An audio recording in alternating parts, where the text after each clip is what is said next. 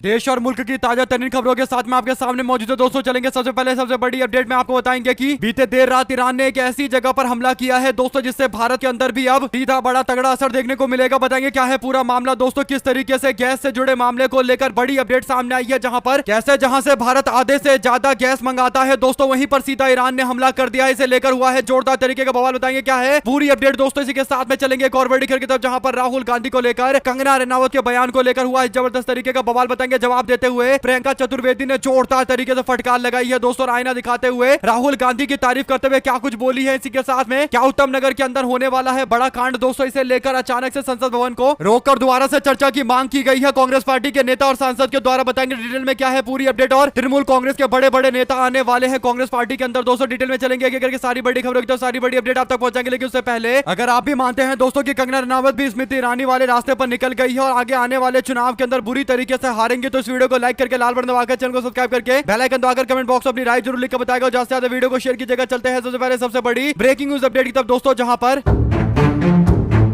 देश में एलपीजी के दाम बढ़ने को लेकर और किल्लतों की खबर के बीच में बीजेपी की सरकार का दावा था कि हर तरीके से हालात काबू में है और कहीं भी दाम नहीं बढ़ रहा है और किसी भी तरीके के हालात पैनिक वाले नहीं है, यानी स्थिति पूरी तरीके से कंट्रोल में है और सरकार के पास बड़ी मात्रा में अभी भी गैस मौजूद है। कुल मिलाकर दोस्तों सरकार के दावे से इतर बीते रात ऐसा कुछ हुआ है दोस्तों, जिसे लेकर लोगों को वापस से सोचना पड़ेगा और एक बड़ा संकट देश पर आता हुआ नजर आने लगा है। आपको बता दें कि इस वक्त की सबसे बड़ी अपडेट सामने आ रही है ईरान से जुड़ी हुई दोस्तों, जहां पर ईरान ने कुछ घंटों पहले दबाकर एक के बाद एक मिसाइल दागे हैं दोस्तों। बड़ी बात यह है कि ये जो मिसाइल दागे गए हैं वो कतर की राजधानी दोहा के उत्तर में यानी नॉर्थ में दागे गए हैं, और कतर के नॉर्थ से भारत का 50% एलपीजी एलएनजी आता है दोस्तों, यानी भारत का जो गैस है वो 50% अगर कहीं से आता है तो कतर से आता है, और कतर के अंदर भी रास लफन इंडस्ट्री से आता है दोस्तों, यानी रिफाइनरी है लास रफन नाम का, जिस पर कुछ घंटे पहले ईरान ने जमकर बमबारी की है, जमकर मिसाइल दागी है दोस्तों। और इस रिफाइनरी और गैस के कुएं से भारत का 40 से 50% गैस आता है, यानी एलपीजी का सिलेंडर जो हम इस्तेमाल करते हैं वो गैस इसी कुएं से 40% के आसपास आता है दोस्तों, यानी गैस के कुएं के ऊपर लगातार एक के बाद एक बमबारी की गई है, और भारत का लगभग आधा गैस जहां से आता है वहां पर हमला होना मुल्क में गैस सिलेंडर यानी एलपीजी के दाम बढ़ने, कीमत बढ़ने के लिए सबसे बड़ी वजह बनने वाला है। और ऐसे में कतर के इंटीरियर मिनिस्टर ने इसकी जानकारी दी है दोस्तों, और ये अपडेट सामने आने के बाद से अब गैस की कीमतों को लेकर भारत के अंदर लोगों की चिंताएं बढ़ गई है। ऐसे में अगर आप भी मानते हैं कि देश के अंदर गैस की सप्लाई लगातार बनाए रखने के लिए बीजेपी सरकार की जिम्मेदारी है कि वो हर जगह से रास्ता देखे कहां कहां से गैस भारत में लाया जा सकता है, लोगों को सेम दाम पर गैस उपलब्ध करवाई जाए। लेकिन जिस तरीके के हालात है दोस्तों, और पहले तो टैंकरों को ही नहीं आने दिया जा रहा था स्टेट ऑफ हॉर्मुज से, लेकिन टैंकर नहीं आ पा रहे थे, तभी लोगों को उम्मीद था कि जिस दिन पास मिलेगा उस दिन ये सारे टैंकर भारत पहुंचेंगे और गैस की कीमत कंट्रोल में आ जाएगी और एलपीजी को लेकर किसी तरीके की कोई दिक्कत नहीं होगी दोस्तों। लेकिन अब सवाल यह है कि जहां से गैस भरा जाता है वहीं पर ईरान ने हमला कर दिया है, तो अब जब टैंकरों में गैस ही नहीं भरा जाएगा और इसमें दिक्कतें आएंगी तो फिर देश के अंदर गैस कैसे पहुंचेगा। कुल मिलाकर दोस्तों कतर पर भारत 40% डिपेंडेंट है यानी निर्भर है, और बल्कि ज्यादा भी बताया जाता है आंकड़ा, कहीं ना कहीं देश के अंदर एलपीजी के दाम और ज्यादा बढ़ सकते हैं दोस्तों। ऐसे में अगर आप भी मानते हैं कि सबको सचेत रहने की जरूरत है और इस पूरे मामले पर आप लोगों को भी अपनी नई तैयारियां करनी चाहिए दोस्तों, ऐसे में जल्दी से जल्दी ये खबर सब तक फैला दीजिए दोस्तों, ताकि सबको पता चले कि आखिर देश के अंदर या पूरे विश्व के अंदर क्या कुछ चल रहा है। ऐसे में एक एक पल पल की अपडेट इससे जुड़ी आप तक आगे भी पहुंचाते रहेंगे दोस्तों, बताएंगे किस तरीके का पूरा मामला है, कैसे आपके और हमारे जीवन में इसका सीधा असर पड़ेगा। आप लोग की जो भी राय है दोस्तों लिखकर जरूर बताएगा। चलते हैं एक और बिग न्यूज अपडेट की तरफ दोस्तों, जहां पर भाजपा के नेताओं ने कसम खा रखी है कि राहुल गांधी को बदनाम करने की कोई कोर कसर नहीं छोड़ेंगे, और यही बड़ी वजह है दोस्तों कि अब भारतीय जनता पार्टी ने आगे किया है। हिमाचल प्रदेश के मंडी से सांसद कंगना रनावत ने राहुल गांधी को लेकर विवादित बयान देते हुए राहुल गांधी के लिए टपोरी शब्द का इस्तेमाल कर दिया दोस्तों। और बड़ी बात यह है कि कंगना रनावत के इस बयान को लेकर कांग्रेस पार्टी ने कंगना का मेंटल हेल्थ चेकअप कराने की बात कही है, यानी दिमागी बीमारी का इलाज होना चाहिए कंगना का, वो दिमागी रूप से बीमार हो चुकी है। कांग्रेस पार्टी ने इस मामले पर निशाना साधा दोस्तों। ऐसे में कंगना के बयान को लेकर जवाब देने के लिए कांग्रेस पार्टी तो मैदान में उतरी ही थी, लेकिन शिवसेना यूबीटी की राज्यसभा की सांसद प्रियंका चतुर्वेदी जो कई सालों तक कांग्रेस पार्टी में रही दोस्तों, राज्यसभा की सांसद रही, बड़े बड़े पोस्ट पर रही, कांग्रेस पार्टी की प्रवक्ता रही, उन्होंने बताया कि मैं कांग्रेस पार्टी में कई सालों तक रही हूं, मैं ये बात डंके की चोट पर बोल सकती हूं, मेरा खुद का पर्सनल और पॉलिटिकल असहमति राहुल गांधी या कांग्रेस पार्टी से हो सकता है, लेकिन राहुल गांधी के प्रति इस तरीके का बयान कंगना रनावत को नहीं देना चाहिए था। कंगना रनावत ने जो बोला है राहुल गांधी के खिलाफ एकदम गलत बोला है। राहुल गांधी से असहज महसूस करती हूं, ये बयान देकर अंदर कंगना रनौत ने राहुल गांधी का अपमान किया है। प्रियंका चतुर्वेदी बोलती है कि मैंने राहुल गांधी के साथ में 10 सालों तक काम किया है, भले ही मेरी राह अलग हो, रास्ता अलग हो, इसके बावजूद ये बात मैं बोलूंगी कि राहुल गांधी के मन में महिलाओं के प्रति काफी सम्मान है और वो काफी कमिटमेंट रखते हैं महिलाओं को आगे बढ़ाने का। यानी राहुल गांधी हमेशा से वुमेन लीडरशिप की बातें करते हैं और महिलाओं को हमेशा आगे करते हैं दोस्तों। यानी जो कांग्रेस पार्टी में 10 साल रहा हुआ है उसने कंगना रनौत को जवाब देते हुए बता दिया है कि राहुल गांधी महिलाओं के लिए असहज नहीं बल्कि कंगना रनौत के लिए असहज जरूर हो सकते हैं, क्योंकि कंगना रनौत को तो दुनिया में सबसे दिक्कतें हैं दोस्तों। जिस बॉलीवुड से इन्होंने नाम कमाया था उस बॉलीवुड में एक भी एक्टर और एक्ट्रेस ऐसी नहीं है जिसका कंगना रनौत के साथ में कोई ना कोई कलेश ना चल रहा हो दोस्तों। शाहरुख खान से लेकर सलमान खान, बड़े बड़े टॉप लेवल के जो एक्टर एक्ट्रेस हैं उनके साथ में भी कंगना रनौत की लड़ाई चलती है। और आप लोग जानते ही है कंगना रनौत को कैसे सीआरपीएफ की एक महिला ने थप्पड़ मारा था दोस्तों, और थप्पड़ भी इसीलिए मारा था क्योंकि कंगना ने किसानों को लेकर उल्टा बयान दिया था दोस्तों। ऐसे में आप लोगों की जो भी राय है लिखकर जरूर बताएगा। ज्यादा से ज्यादा वीडियो को शेयर कीजिएगा। चलते हैं एक और बिग न्यूज अपडेट की तरफ दोस्तों, जिसमें क्या ईद के मौके पर उत्तम नगर के अंदर बवाल काटने की जा रही है बड़ी कोशिश दोस्तों। कांग्रेस पार्टी के सांसद ने संसद में सारी चर्चाओं को बंद करके उत्तम नगर के मामले पर चर्चा करने के लिए सदन की कार्रवाई चलाने की मांग की है दोस्तों। अपडेट यह है कि बिहार के किशनगंज से दूसरी बार चुनाव जीतकर आए मोहम्मद जावेद लोकसभा का चुनाव जीतकर आए सांसद मोहम्मद जावेद ने एक बड़ी मांग की है दोस्तों। उन्होंने लोकसभा के अंदर एडजमेंट का मोशन दिया है, यानी लोकसभा की कार्रवाई का स्थगन का प्रस्ताव दिया गया है। लोकसभा की कार्रवाई बंद करके इस बात पर चर्चा होनी चाहिए कि उत्तम नगर के अंदर किस तरीके की बवाल करने की कोशिश की जा रही है। इफ्तार करने पर भी लोगों को गिरफ्तार किया जा रहा है और पूरी तरीके से गृह मंत्री अमित शाह दिल्ली पुलिस पर कंट्रोल नहीं कर पा रहे। दिल्ली पुलिस की कार्रवाइयों को लेकर सवाल उठ रहा है। उत्तम नगर के अंदर दोस्तों ईद के मौके पर विवाद खड़ा करने की भी साजिश चल रही है। विवादित बयान दिया जा रहा है, खुलेआम सोशल मीडिया पर भी बयान जारी किए जा रहे हैं। इससे लग रहा है कि उत्तम नगर के अंदर ईद के मौके पर कुछ ना कुछ बवाल काटने की कोशिश की जा सकती है दोस्तों, विवाद खड़ा करने की कोशिश की जा सकती है। मोहम्मद जावेद इस पूरे मामले पर चर्चा चाहते हैं, इसीलिए उन्होंने एडजमेंट का मोशन दिया है संसद के अंदर। देखते हैं आज संसद की कार्रवाई को बंद करके क्या उत्तम नगर के मामले को लेकर चर्चा की जाएगी। अगर आप भी मानते हैं कि पुलिस प्रशासन का काम है कि किसी भी गुंडागर्दी और अप्रिय घटना को अंजाम देने वाले लोगों के खिलाफ कार्रवाई करना, और ये लोग जो भड़काऊ बयान सोशल मीडिया पर दे रहे हैं और उससे माहौल गर्म करने की कोशिश की जा रही है, अल्पसंख्यक समाज के लोगों में डर पैदा करने की कोशिश की जा रही है, तो आखिर पुलिस वाले एक्शन कब लेंगे, कब तक आंख पर पट्टी बांध कर रखेंगे दोस्तों। सांसद मोहम्मद जावेद की ओर से दिए गए एडजमेंट मोशन को लेकर अब चर्चा तेज हो गई है। आप लोग अपनी राय जरूर लेकर बताएगा। साथ साथ चलते हैं एक और बिग न्यूज अपडेट की तरफ, जहां पर क्या पलटेगा बंगाल का चुनावी समीकरण दोस्तों, और क्या कांग्रेस पार्टी में लौटेंगे तृणमूल कांग्रेस के 12 विधायक। अभी जो बड़ी अपडेट है वो ये की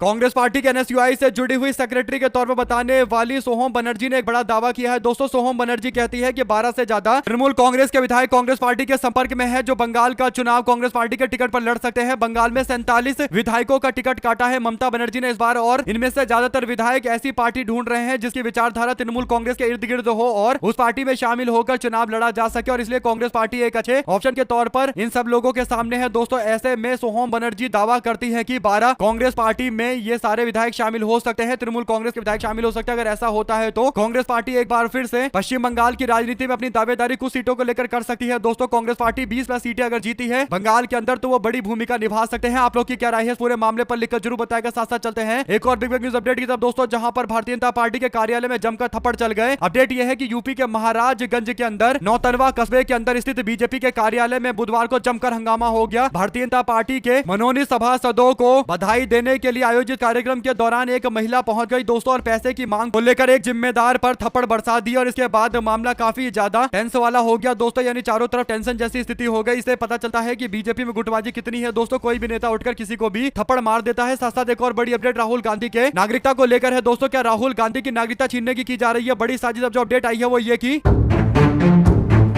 राहुल गांधी के ऊपर केस चलाया जा रहा है दोस्तों, और केस चलाते हुए दावा किया जा रहा है कि राहुल गांधी भारत के नहीं बल्कि इंग्लैंड के सिटीजन है, नागरिक है, और राहुल गांधी की सदस्यता को रद्द करने के दावे चल रहे हैं दोस्तों। ऐसे में अब जो बड़ी अपडेट आई है वो ये कि राहुल गांधी की कथित ब्रिटिश नागरिकता से जुड़े मामले को लेकर इलाहाबाद हाईकोर्ट के लखनऊ बेंच में सुनवाई होगी, यानी आज सुनवाई होगी, और केस को गृह मंत्रालय के पास भेजा जा सकता है। अगर ऐसा होगा तो फिर मामला काफी आगे बढ़ जाएगा। लेकिन ये बात है कि राहुल गांधी पर जिस तरीके से 204 अधिकारियों का पत्र लिखवाकर निशाना सधवाया गया दोस्तों, जिस तरीके से अमित शाह भी राहुल गांधी पर डायरेक्ट टारगेटिंग कर रहे हैं, आने वाले दिनों के अंदर राहुल गांधी को फिर किसी न किसी मामले को लेकर जरूर फंसाया जाएगा। आप लोग को इस पूरे मामले पर अगर और भी अपडेट चाहिए तो हमारे साथ लगातार बने रहिए दोस्तों, और चैनल को देखते रहिए और लाल बटन दबाकर चैनल को सब्सक्राइब जरूर कर लीजिए। क्योंकि आपको लगता है कि राहुल गांधी को जानबूझकर फंसाने के लिए ये जरूर कोशिश की जाएगी। साथ साथ राहुल गांधी 10 दिवसीय प्रशिक्षण के लिए झारखंड के चाईबासा पहुंच रहे हैं दोस्तों। पार्टी के जो जिला अध्यक्ष है उनसे राहुल गांधी की मुलाकात होगी और कैंप लगाया जा रहा है। जैसे हरियाणा उत्तराखंड के विधायकों का कैंप कुरुक्षेत्र के अंदर लगाया गया था, राहुल गांधी खुद पहुंचे थे। ऐसे ही जिला अध्यक्षों से बातचीत करने के लिए राहुल गांधी झारखंड पहुंच रहे हैं। चाईबासा में राहुल गांधी 10 दिवसीय प्रशिक्षण शिविर में शामिल होंगे दोस्तों। लेकिन अपडेट ये नहीं आ पाई है कि राहुल गांधी कितने दिन मौजूद रहेंगे, लेकिन जितने दिन भी मौजूद रहेंगे पार्टी के कार्यकर्ताओं के लिए एक मैसेज होगा कि मिलकर लड़कर डटकर मुकाबला करके जीत हासिल करना है। आपकी जो भी राय है दोस्तों लिखकर जरूर बताएगा। साथ साथ चलते हैं एक और बड़ी खबर की तरफ, जिसमें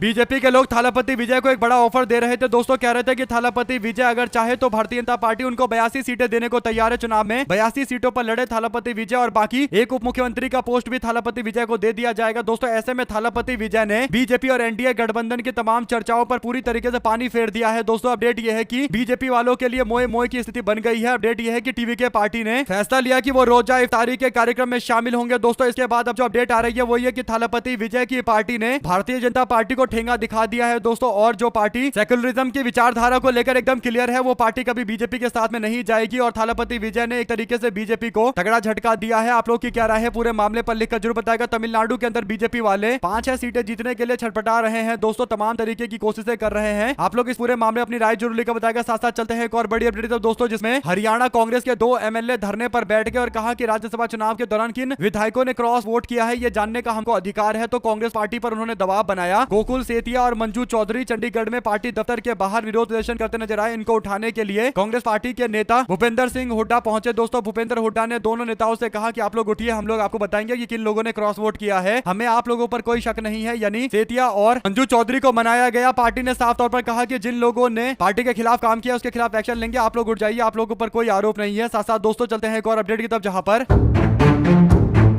पिछली बार 2021 के विधानसभा चुनाव नंदीग्राम के अंदर होते हैं दोस्तों। नंदीग्राम में जोरदार तरीके का झटका ममता बनर्जी को तब लगता है जब नंदीग्राम में अपनी सिटिंग सीट से ममता बनर्जी हार जाती है दोस्तों। यानी सबसे सुरक्षित सीट उनकी नंदीग्राम की मानी जाती है, लेकिन नंदीग्राम से ममता बनर्जी चुनाव हार जाती है। और उनको हराने में सबसे बड़ा कारण अगर कोई था तो शुभेंदु अधिकारी और वहां के तात्कालिक डीएम। ऐसे में दोस्तों स्मिता पांडे जो तात्कालिक डीएम थी, जिन पर ममता बनर्जी ने आरोप लगाया कि इन्होंने 2021 के चुनाव में मुझे हराने की कोशिश की और मुझे हराया। जिला मजिस्ट्रेट स्मिता पांडे को लेकर अब जो अपडेट आ रही है दोस्तों वो ये कि चुनाव आयोग ने फेरबदल करते हुए नंदीग्राम जिस जिले के अंतर्गत आता है पूर्वी मेदिनीपुर, उस जिले का मजिस्ट्रेट बना दिया है। यानी ममता बनर्जी जिस सीट पर दावेदारी पहले कर रही थी और इस बार उन्होंने भारतीय जनता पार्टी के नेता शुभेंदु अधिकारी के करीबी को मैदान में उतारा है, उस क्षेत्र के अंदर स्मिता पांडे एक बार फिर से मजिस्ट्रेट बनकर जा रही है दोस्तों। इससे कहीं ना कहीं ममता बनर्जी और तृणमूल कांग्रेस नाराज हो गई है। उन्होंने कहा कि हमने पहले ही चुनाव आयोग को इस बारे में बता दिया था कि हम इनका समर्थन कभी नहीं कर सकते। इन्होंने पिछली बार हमको चुनाव हराने में भूमिका निभाई थी और इस बार भी ये इसी तरीके की कोशिशें कर सकती है, तो इनको तो बिल्कुल भी जिम्मेदारी नहीं मिलनी चाहिए। और अगर मिलना भी चाहिए तो दूसरा क्षेत्र मिलना चाहिए। यहाँ पर ये चुनाव को प्रभावित कर देते हैं। ऐसे में दोस्तों अगर आप भी मानते हैं कि बात एकदम सही है, अगर किसी व्यक्ति पर किसी क्षेत्र के अंदर धांधली करने के आरोप लगे तो इतने सारे डीएम है, किसी और डीएम को यहाँ भेजा जा सकता है। ये सेम डीएम को 2021 वाले को रिपीट करने की क्या जरूरत है? आप लोग पूरे मामले अपनी राय जरूर लिखकर बताएगा दोस्तों। ज्यादा से ज्यादा वीडियो को शेयर कीजिएगा। साथ साथ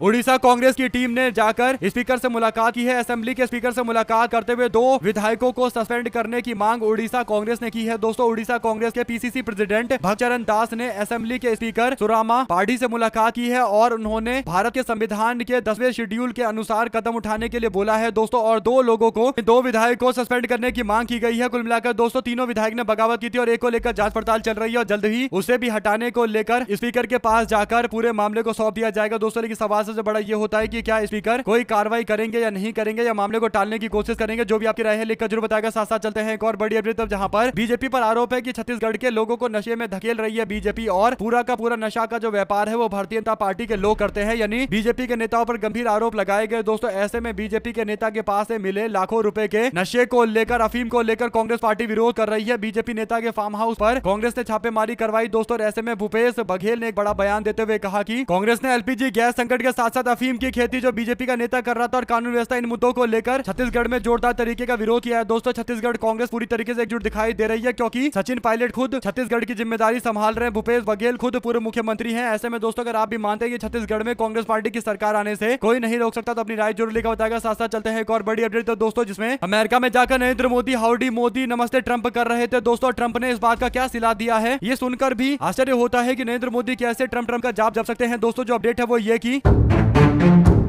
अमेरिका के एक हाई प्रोफाइल मंत्रालय की ओर से भारत को लेकर एक तस्वीर शेयर की गई है, पोस्टर शेयर किया गया है दोस्तों। इसमें भारत का ताजमहल दिखाया गया है और ताजमहल दिखाकर भारत की बदनामी की गई है। आपको बता दें कि भारत के लोगों से बोला जा रहा है कि फ्री में अमेरिका छोड़कर चले जाओ, यानी फ्री की टिकट इंडिया की ले लो और अमेरिका छोड़कर चले जाओ। जो लोग इलीगल तरीके से अमेरिका में आए हैं उन लोगों को धमकी देने का दावा किया जा रहा है, लेकिन तस्वीर में भारत का ताजमहल दिखाकर, भारत के हेरिटेज को दिखाकर कहीं ना कहीं भारत की पूरी दुनिया भर के अंदर बदनामी की जा रही है दोस्तों। यानी भारतीय लोगों को अमेरिका छोड़ने के लिए बोला जा रहा है, कहा जा रहा है फ्री में टिकट कटा देते हैं, चले जाओ यहाँ से। आप लोग इस पर क्या राय है दोस्तों, लिखकर जरूर बताएगा। साथ साथ चलते हैं एक और बड़ी अपडेट तरफ, जिसमें भारतीय जनता पार्टी के नेताओं की पोल खोल दी। कांग्रेस के एक वरिष्ठ नेता ने दोस्तों, कांग्रेस पार्टी के चीफ नाना पटोले ने एक बड़ा जानकारी दी है, एक बड़ी जानकारी दी है। कांग्रेस पार्टी के पूर्व अध्यक्ष नाना पटोले ने भारतीय जनता पार्टी को एक्सपोज कर दिया दोस्तों, और आदिवासी समाज से जुड़े हुए 400 से 500 करोड़ रुपए की जमीन के घोटाले के गंभीर आरोप लगाए हैं। मामला सामने आया है दोस्तों। महाराष्ट्र के रेवेन्यू मिनिस्टर चंद्रशेखर बावनकुले एक पत्र लिखते हैं दोस्तों, और भारतीय जनता पार्टी के एमएलए नरेंद्र मेहता पर जमीन माफिया होने का, यानी भू माफिया होने का आरोप लगाते हैं और दावा करते हैं कि 400 से 500 करोड़ रुपए का नुकसान देश को हुआ है और आदिवासी समाज के लोगों की जमीन हड़पी गई है। बीजेपी के एमएलए नरेंद्र मेहता पर यह आरोप बीजेपी के ही अपने मंत्री लगाते हैं दोस्तों, और जो आरोप लगाते हुए लेटर लिखा गया, वो लेटर कांग्रेस पार्टी ने दावा किया है कि उनके पास है। और अब इस मामले पर मंत्री और विधायक दोनों चुप्पी साध कर बैठ गए हैं दोस्तों। अगर आप भी मानते हैं कि पूरा का पूरा नेक्सस चल रहा है और एक दूसरे को फायदा पहुंचाया जा रहा है, अगर लेटर बाहर नहीं आता तो किसी को पता भी नहीं चलता दोस्तों। और मामला कोई एक दो नहीं है, बल्कि ऐसे हजारों करोड़ के घोटाले के मामले सामने आते हैं। महाराष्ट्र मुंबई से जुड़ी बड़ी अपडेट सामने आती है, जहां पर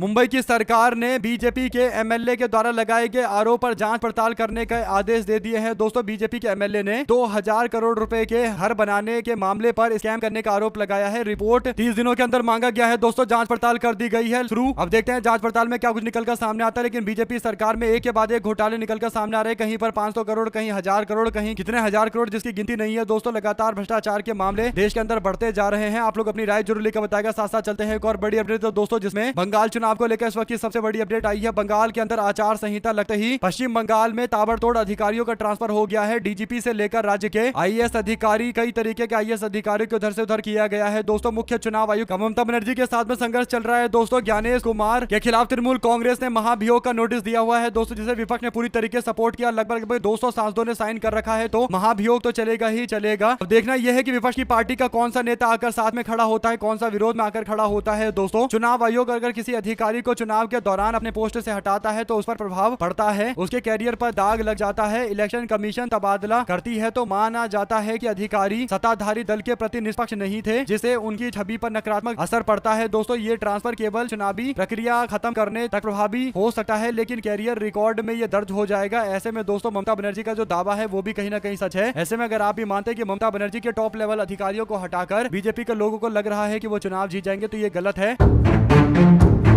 साथ साथ दोस्तों असम कांग्रेस के नेतृत्व को भारतीय जनता पार्टी के नेता संजय राय से बातचीत करनी चाहिए, यह हिदायत देते हुए कांग्रेस पार्टी के समर्थक कह रहे हैं कि असम के अंदर अभयपुरी विधानसभा क्षेत्र से भारतीय जनता पार्टी के नेता संजय राय का टिकट कट गया और इस बात को लेकर वो काफी नाराज नजर आ रहे हैं, काफी ज्यादा चिंता में नजर आ रहे हैं दोस्तों। ऐसे में हाल ही में पूर्व एजीपी नेता राय बीजेपी में शामिल हुए, जिन्हें अभयपुरी सीट से टिकट मिल सकता था। संजय राय जल्द ही कांग्रेस पार्टी ज्वाइन कर लो, फिर राहुल गांधी के साथ मिलकर मोहब्बत की दुकान खोलेंगे, यानी वर्तमान विधायक को टिकट नहीं दिया गया दोस्तों। ऐसे में राहुल गांधी और कांग्रेस पार्टी को क्या ऐसे लोगों को टिकट देना चाहिए जो पार्टियां बदलते रहते हैं? साफ तौर पर कांग्रेस के किसी कार्यकर्ता को लड़ाना चाहिए। अगर कार्यकर्ता हार भी जाए तभी पार्टी मजबूत रहती है, लेकिन अगर कोई दूसरा नेता जीत जाता है और सरकार बनने की बात आती है और वो पार्टी का मोरल डाउन कर देता है, सरकार गिरवा देता है, तो इससे कहीं ना कहीं कांग्रेस पार्टी या किसी भी पार्टी के लिए ये बुरी बात है दोस्तों। आप लोग की क्या राय है लिखकर जरूर बताएगा। साथ असम में 89 सीटों पर चुनाव लड़ेगी भारतीय जनता पार्टी। एजीपी को 26 और बीपीएफ को 11 सीटें। असम के मुख्यमंत्री हिमंता बिस्वा शर्मा ने बताया कि यूपीपीएल अब भाजपा के नेतृत्व वाले गठबंधन का हिस्सा नहीं है, जबकि बीपीएफ गठबंधन में बनी रहेगी और एजीपी 26 सीटों, बीपीएफ 11 सीटों पर चुनाव लड़ेगी, बाकी सीटों पर भाजपा चुनाव लड़ेगी। ऐसे में दोस्तों भारतीय जनता पार्टी ने सीटों का बंटवारा लगभग तय कर लिया है। अब देखना यह है कि क्या भारतीय जनता पार्टी वाकई 26 सीटें असम गण परिषद को लड़ने के लिए देगी, क्योंकि एजीपी पार्टी बीजेपी के साथ में कई सालों से काम कर रही है, लेकिन एजीपी पार्टी चाहती है कि उसका विस्तार हो, लेकिन भारतीय जनता पार्टी कभी एजीपी का विस्तार नहीं होने देगी, क्योंकि अगर एजीपी बढ़ जाएगा तो भाजपा घट जाएगी। साथ साथ दोस्तों कंगना रनौत के बयान को लेकर अब एक बड़ा बयान कांग्रेस पार्टी के नेता राजा वड़िंग का आता है। दोस्तों, कांग्रेस के सांसद राजा वड़िंग कहते हैं कि कंगना रनौत पर राजा वड़िंग की कंगना रनौत का मानसिक संतुलन ठीक नहीं है, वो अपना इलाज कराए, अगर खुद इलाज नहीं करा पाए तो हमको बताए, हम उनका इलाज करवा देंगे। यानी कंगना रनौत जिस तरीके की भाषा का इस्तेमाल कर रही है दोस्तों, कहीं ना कहीं कांग्रेस पार्टी के नेता उसी भाषा में अब जवाब भी दे रहे हैं। आप लोग अपनी राय जरूर लिखकर बताएगा। साथ साथ पोल मंत्रा सर्वे के अनुसार यूडीएफ केरल चुनाव में बढ़त बनाए हुए है और केरल के प्री पोल 2026 के इलेक्शन सर्वे को लेकर अपडेट आ रही है। दोस्तों, अपडेट यह है कि यूडीएफ गठबंधन को 38% के आसपास वोट शेयर मिल सकता है, यानी 38.2% के आसपास वोट शेयर, और एलडीएफ को 33% यानी 6% के आसपास का इजाफा है यूडीएफ गठबंधन के लिए। और केरल जैसा चुनाव जहां पर त्रिकोणीय मुकाबला है दोस्तों, बीजेपी और एनडीए गठबंधन भी 20% के आसपास वोट हासिल कर सकता है और 7% अदर्स को भी मिल सकते हैं। तो ऐसे में अगर कांग्रेस पार्टी लगभग 40% वोट प्राप्त कर रही है तो इसका सीधा मतलब यह है कि कांग्रेस पार्टी पूरा चुनाव एक तरफा स्वीप करेगी दोस्तों, और यूडीएफ पार्टी को तगड़ा समर्थन मिल रहा है। एलडीएफ को कंपटीशन में अब जनता मान नहीं रही है और धीरे धीरे करके एलडीएफ काफी कमजोर हो गया है। 26,000 सैंपल साइज के साथ में ये आंकड़ा दिया गया है, पोल मंत्र सर्वे का ये डाटा है। आप लोग की क्या राय है इस पर दोस्तों लिखकर जरूर बताएगा। अगर आप भी मानते हैं कि केरल में बिल्कुल ऐसा ही होगा तो लिखिएगा जरूर। साथ साथ एचडी देवेगौड़ा को लेकर एक अच्छी बात बोलते हैं मल्लिकार्जुन खड़गे। दोस्तों, दरअसल पूर्व प्रधानमंत्री एचडी देवेगौड़ा अब रिटायर्ड हो रहे हैं, राजनीति से संन्यास ले रहे हैं, क्योंकि राज्यसभा का उनका कार्यकाल खत्म हो गया है और उनकी उम्र भी काफी बढ़ गई है। तो उन्होंने अब राज्यसभा में वापस नहीं आने का फैसला लिया है दोस्तों, और इसीलिए मल्लिकार्जुन खड़गे ने कहा कि देवेगौड़ा जी ने मोहब्बत तो हमारे साथ में किया था, लेकिन शादी मोदी के साथ में कर लिया। एचडी देवेगौड़ा पर मल्लिकार्जुन खड़गे के तंज पर नरेंद्र मोदी और तमाम नेता हंसते मुस्कुराते नजर आ रहे थे दोस्तों। उन्होंने कहा कि खड़गे ने कि मैं देवेगौड़ा को 54 साल से जानता हूँ, 54 साल से जानता हूं, उनके साथ काफी काम किया है मैंने, बाद में क्या हुआ मुझे पता नहीं। खड़गे का शायराना हमला है दोस्तों ये, मोहब्बत हमारे साथ किए और शादी मोदी साहब के साथ में, सियासी रिश्तों पर तीखी कटाक्ष की गई। आप लोग इस पर अपनी राय जरूर लिखकर बताएगा और ज्यादा से ज्यादा वीडियो को शेयर कीजिएगा दोस्तों। हमारे साथ लगातार जुड़े रहने सभी दोस्तों का बहुत बहुत धन्यवाद और ज्यादा से ज्यादा इस वीडियो को शेयर कीजिएगा ताकि सब तक पूरी अपडेट लगातार पहुंचती रहे। देखते तो आपको जय हिंद, जय भारत। बहुत बहुत धन्यवाद सभी दोस्तों, भाइयों बहनों मित्रों का जय।